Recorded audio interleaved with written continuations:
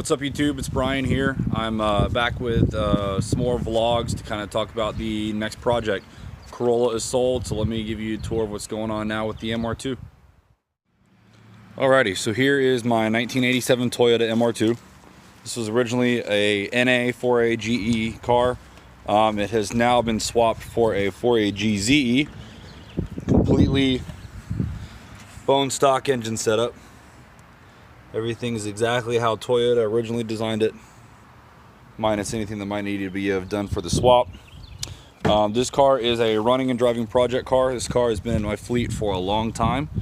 I'll kind of walk you around and tell you what's going on because it is kind of in a middle stage right now. So the obvious things right now is the fender flares for this car have been removed. So this is a good time to actually see the fenders. You can see here, I trimmed the fenders out a few years ago, rolled up the inside lip here. That's to fit these wheels. These wheels are 15 by 9 in the rear and 15 by 8 in the front. All of them are zero offset, which is pretty high for an MR2. Now, there's some sheet metal that is cut, but you can still see that's a pretty meaty tire underneath the rear. And the fronts have been trimmed a little bit.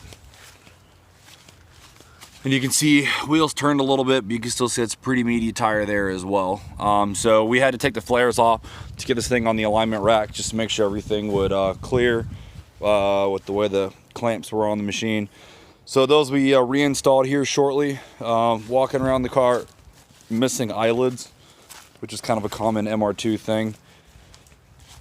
If we look inside the car,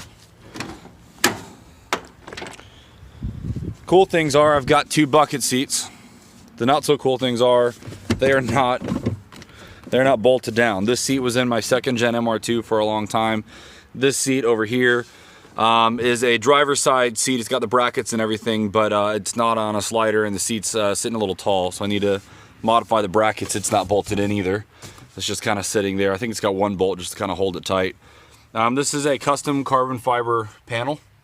This was bought from MR2OC member. I guess years ago somebody was trying to make a group buy and how to mold of these. This is legitimate carbon fiber. It's not like a wrap or anything. As you can see, the little ashtray there has been removed. Fits the 87 and up model, which is what I've got. Grip Royal steering wheel with a quick release. Pretty normal kind of stuff in here. You can see there's the flares.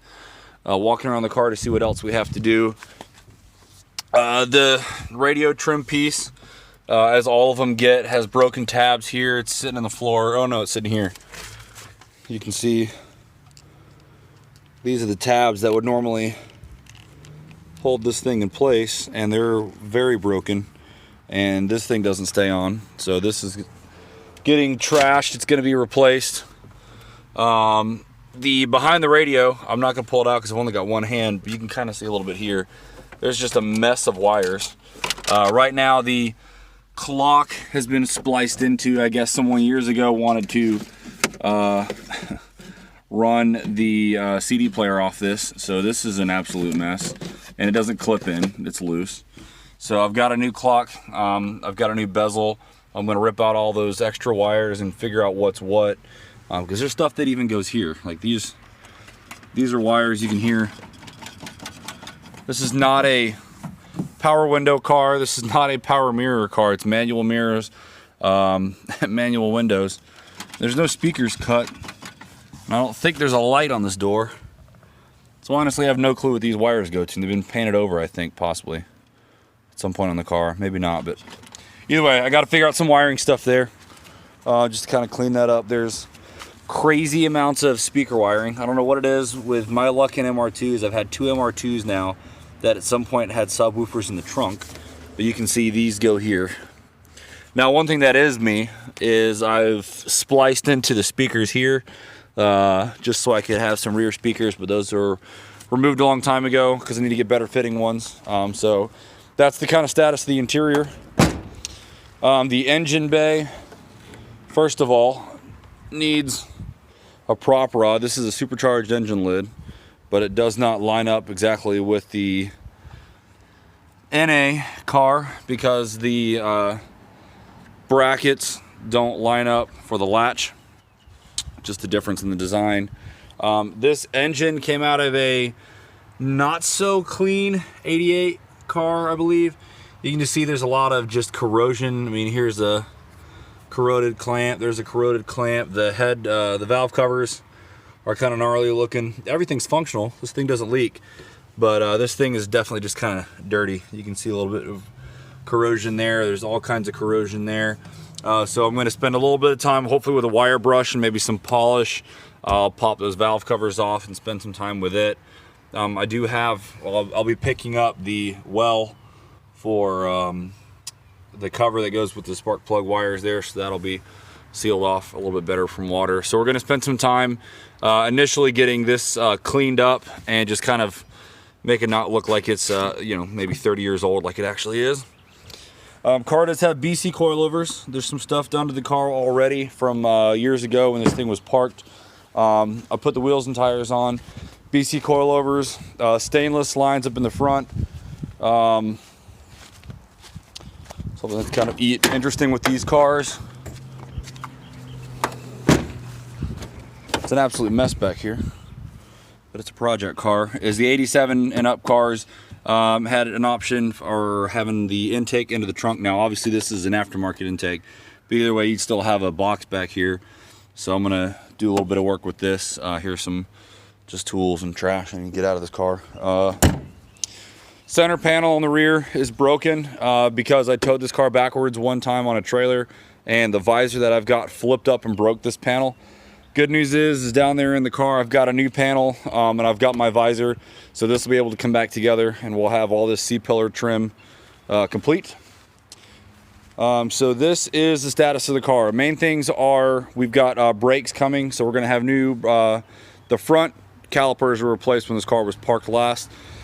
So those are fine, the rears are fine, they bleed just fine, and the pistons are in good shape. But the pads and the rotors are of unknown mileage to this car. So I've got power slot rotors with EBC pads coming in. We'll try those out. We'll get the flares put on, we'll clean up the engine bay, clean up the wiring, get the stereo working again, just kind of clean up the little stuff as we go. I've got a rear sway bar. So let me show you everything that's going in the car. So first of the new parts to go in that is currently in my possession is a white line rear sway bar.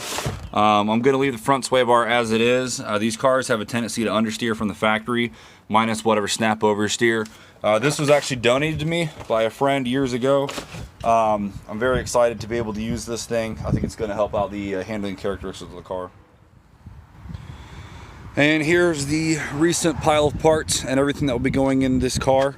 So a lot of this stuff was picked up yesterday by good guy Aaron Hober, or Backyard MR2 Parts.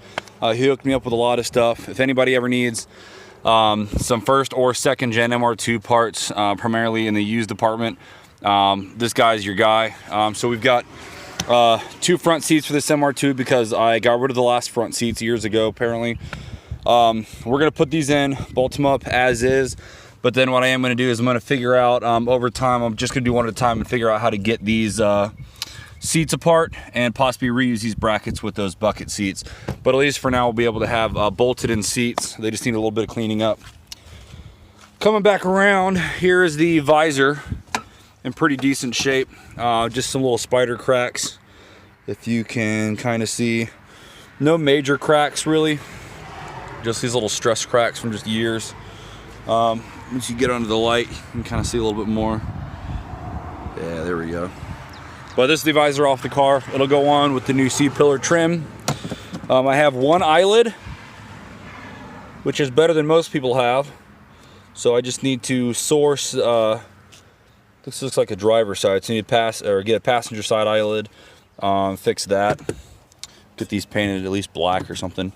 I've got new door hinge, well not new, but I've got door hinges. The ones that are on that car are 200 whatever thousand miles old, and they're a little saggy, so I'm hoping these door pins will work a little bit better.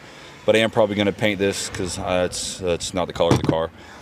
This is the cigarette lighter, cigarette plug out of the stock armrest for that car. I'm thinking the radio and clock aren't working, not because of the wiring mess, but because this is not currently plugged in. So I'm going to wire this in. I'm going to find a good spot to hide this. We'll be able to use that. T-top visors, of course, these are actually in good shape. Oh yeah, here's the original center panel needs to be cleaned up.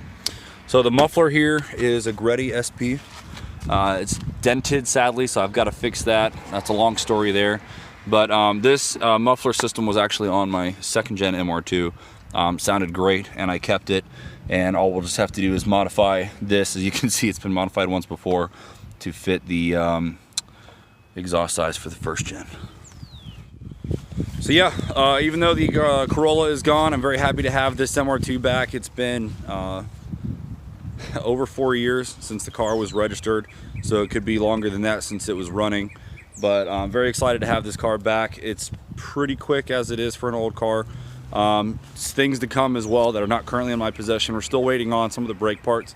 Some of them are in the trunk. Some of them are still being shipped.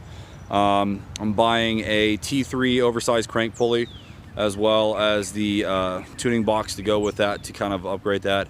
That I'm told is like a 20 or 30 horsepower upgrade. So that'll be the first power mod to this car. The rest is just going to be finishing up the suspension tuning, and making this car actually handle, and just kind of cleaning it up, putting the flares back on, things like that. So I hope you guys will enjoy watching this build. I'll try to keep everything organized with the videos as I go along with this project. So yeah, thanks for watching, and I hope to see you soon.